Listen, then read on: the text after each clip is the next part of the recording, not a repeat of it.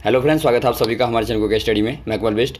इस वीडियो के माध्यम से दोस्तों आपके यहाँ पर देखिए लॉज ऑफ मोशन के बारे में बताऊंगा दोस्तों, अर्थात गति के नियम के आधार पर जो महत्वपूर्ण क्वेश्चन आपके आते हैं उनको दोस्तों आपको बताऊंगा। तो आराम से आप यहाँ पर इत्मीनान से देखिएगा वीडियो को शुरू से लेकर आखिर तक।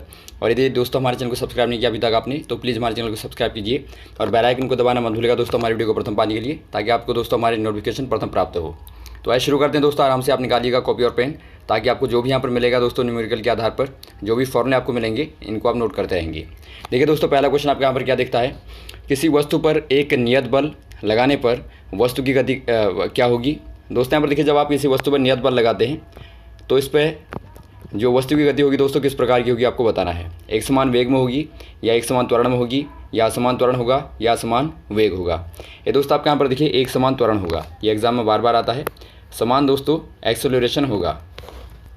अगला क्वेश्चन देखिए दोस्तों, जब किसी वस्तु की गति में त्वरण उत्पन्न होता है तब क्या होता है। यह सदैव पृथ्वी की ओर गति गिरती है, या फिर उसकी चाल में सदैव वृद्धि होती है, या फिर उस पर सदैव कोई बल कार्य कर रहा होता है, या फिर उसकी गति की दिशा बदल जाती है। दोस्तों यहाँ पर देखिए, यदि आपका किसी भी वस्तु पर त्वरण उत्पन्न होता है, अर्थात दोस्तों एक्सेलरेशन उत्पन्न होता है, तो इसका मतलब क्या है, उसकी दोस्तों वेलोसिटी में चेंज हो रहा होगा। और वेलोसिटी में चेंज कब होगा दोस्तों, जब उस पर कोई आप फोर्स अप्लाई करेंगे।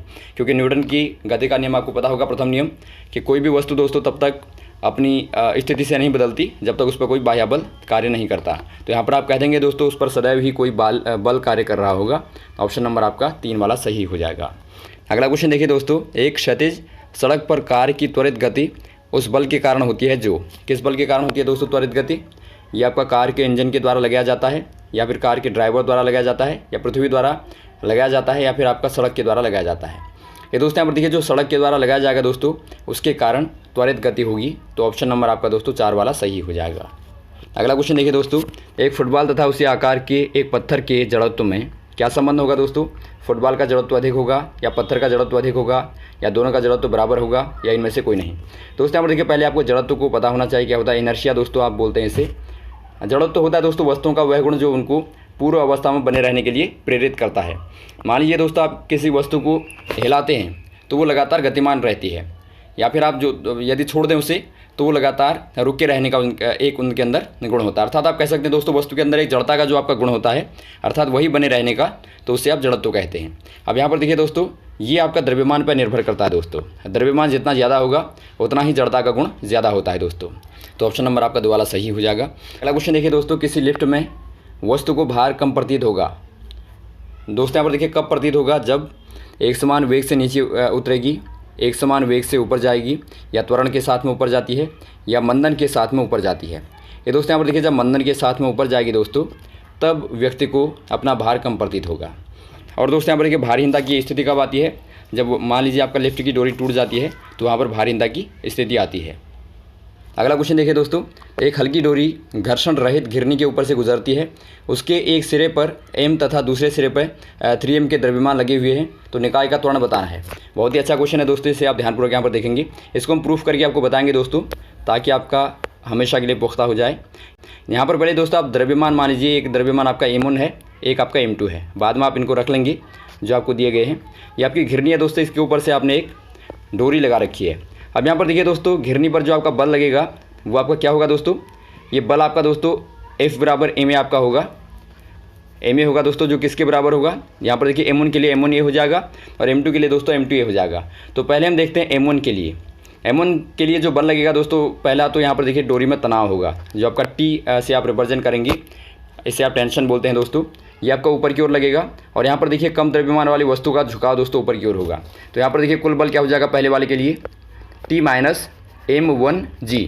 यहाँ पर देखिए दोस्तों आपका m1g क्या है, भार के कारण जो बल लग रहा है नीचे की ओर, वो आपका m1g होगा। बराबर आपका दोस्तों हो जाएगा ma हो जाएगा, m1a आप कहेंगे। ये आपका दोस्तों यहाँ पर देखिए त्वरण जो आपका गति के कारण त्वरण पैदा हुआ है, ये आपका a है, यही आपको निकालना है।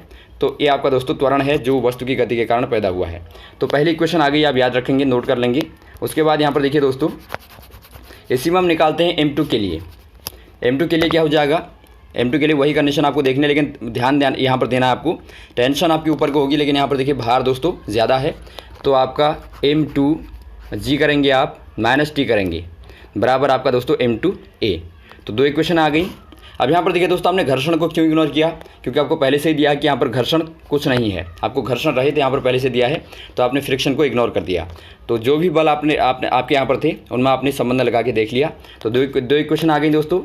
क्या आई? पहली इक्वेशन आपकी आती है T माइनस M1G बराबर M1A, और दूसरी आपकी आती है दोस्तों M2G माइनस T बराबर M2A। अब दोस्तों इन दोनों को आप ऐड कर देंगे, जोड़ देंगे, तो T से T कट जाएगा दोस्तों, और यहाँ से आपको मिलता है A बराबर M2 माइनस M1 बट्टे M1 प्लस M2, और यहाँ पर बाहर से G। अब दोस्तों इसे आप नोट कर लेंगे, ये आपका काम आएगा जब आप इस्तेमाल करेंगे दोस्तों, आप डायरेक्ट इसका इस्तेमाल करेंगे, वहाँ पर आपको प्रूफ करने की आवश्यकता नहीं है। अब यहाँ पर देखिए दोस्तों, आपको फॉर्मूले में रख देना, आपको पूछा गया है त्वरण, यही आपका आइसोलेशन पूछा गया है, तो आप A बराबर रख देंगे M2 माइनस M1। यहाँ पर देखिए M2 आपका 3M है, 3M माइनस M करेंगे बट्टे 3M प्लस M कर देंगे दोस्तों, और बाहर से आपका G है, G और G का मान आपका G हो गया। अब देखिए दोस्तों, यहाँ पर आप इनको रख देंगे, निकाल देंगे, तो A बराबर आपका ऊपर आ गया दोस्तों आपका 2M, नीचे आ गया आपका 4M, और बाहर से आपका G, M से M कट गया, 2 से 4 कटा दोस्तों, तो क्या आ गया आपका A बराबर 1/2 G, अर्थात आप कह देंगे G/2। तो ऑप्शन नंबर आपका दोस्तों 3 वाला सही हो जाएगा। अगला क्वेश्चन देखिए दोस्तों, एक घोड़ा गाड़ी को खींचता है, तो जो बल घोड़े को आगे की ओर बढ़ाता है, सहायता करता है दोस्तों, वो लगाया जाता है। किसके द्वारा लगाया जाएगा? या ये गाड़ी के द्वारा घोड़े पर लगाया जाएगा, या पृथ्वी के द्वारा घोड़े पर लगाया जाएगा, या पृथ्वी द्वारा गाड़ी पर लगाया जाएगा, या घोड़े द्वारा पृथ्वी पर लगाया जाएगा?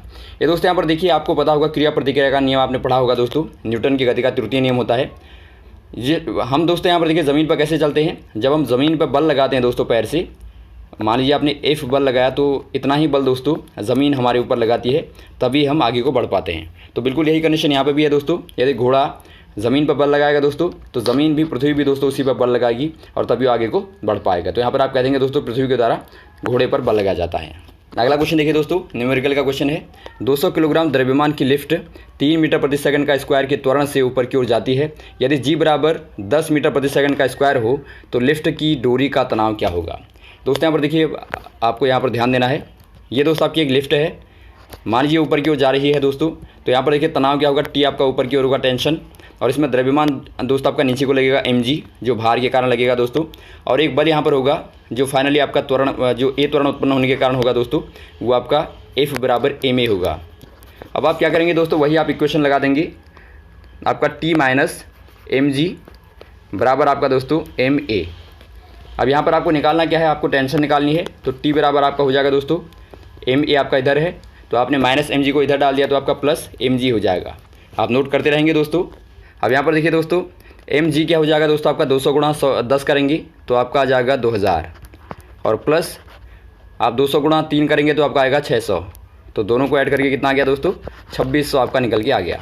अब देखिए बल की बात कही गई है, तो बल आपका दोस्तों न्यूटन में आएगा, तो इतना न्यूटन दोस्तों आपका लगेगा। तो ऑप्शन नंबर आपका A वाला सही हो जाएगा। तो इस प्रकार से दोस्तों आप फिगर को ड्रॉ करके आराम से निकाल लेंगे। अगला क्वेश्चन देखिए दोस्तों, रॉकेट नोदक की कार्यविधि आधारित है। नोदक आपको पता होगा दोस्तों, जो आपका अंदर रॉकेटों में डाला जाता है, ईंधन के रूप में डाला जाता है दोस्तों। ये किस पे सिद्धांत पर आधारित है? न्यूटन के प्रथम नियम पे, या संवेग संरक्षण के नियम पे, या द्रव्यमान संरक्षण के नियम पे, या न्यूटन की द्वितीय नियम पे? ये दोस्तों यहाँ पर देखिए द्रव्यमान के संरक्षण के नियम पर आधारित होता है दोस्तों। अगला क्वेश्चन देखिए दोस्तों, न्यूटन की गति के द्वितीय नियम के अनुसार पिंड पर आरोपित बल समानुपाती होता है। किसके समानुपाती होता है दोस्तों? देखिए सेकंड लॉ क्या कहता है दोस्तों, आपका F बराबर बोलता है संवेग में परिवर्तन, संवेग में परिवर्तन की दर, संवेग में परिवर्तन की दर, संवेग में परिवर्तन मान लीजिए दोस्तों आपका डेल्टा P है, और दर आप दिखाएंगे डेल्टा T। तो यहाँ पर देखिए दोस्तों आपका क्या निकल गया? F बराबर डेल्टा P बटे डेल्टा T, और आपको पता होगा दोस्तों P अर्थात संवेग बराबर होता है mv होता है दोस्तों, द्रव्यमान गुणा वेलोसिटी होता है। तो यहाँ से आप रखेंगे तो आपको क्या मिलेगा दोस्तों?